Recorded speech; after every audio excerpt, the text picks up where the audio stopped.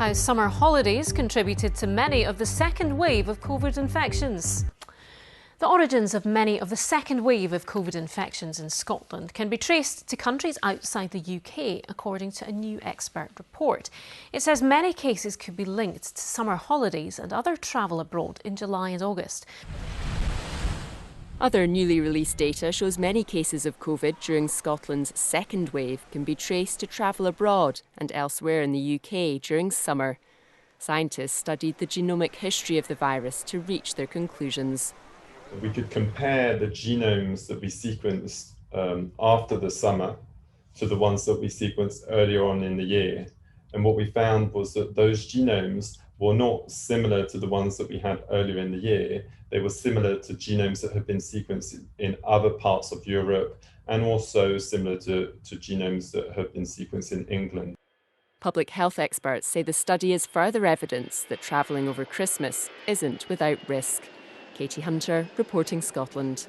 So then to the genomic studies. These two reports, as you heard from the First Minister, have been submitted to SAGE, the committee you've got to know over the last few months, and they give us very important insights into the genomic history of COVID in Scotland and in Wales in the first wave of the epidemic and also now into the early stages of the second wave. It turns out that Wales and Scotland, until quite recently, have had a very similar COVID history. At the start of the pandemic, about 300 different strains of COVID were introduced across Scotland, and as we know, the virus then spread extensively throughout the population. These reports have confirmed that following the first lockdown, the majority of the COVID virus strains that had been circulating in the population were eliminated. The report then demonstrates that as we moved into the second wave, COVID infections were caused by whole new strains of the virus that had been introduced into Scotland from elsewhere. It's been possible to trace many of these genomic strains to countries outside of Scotland, some to other parts of the UK, some much further afield. So this report allows us to say that the lockdown in the first part of the year that you all played such a huge part in did get Scotland incredibly close to eliminating the virus in our communities. But as we opened up, inevitably people began to travel across the UK, internationally on summer holidays and other travel abroad. New strains were imported again into Scotland.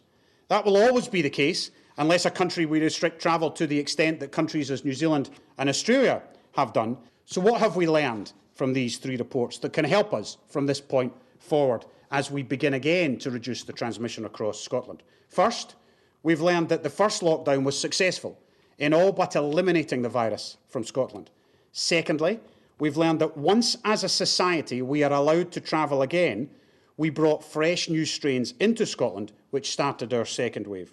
And in some cases from countries where the incidence of the virus was not high enough to be on quarantine lists, or from other parts of the UK where there is, of course, no quarantine.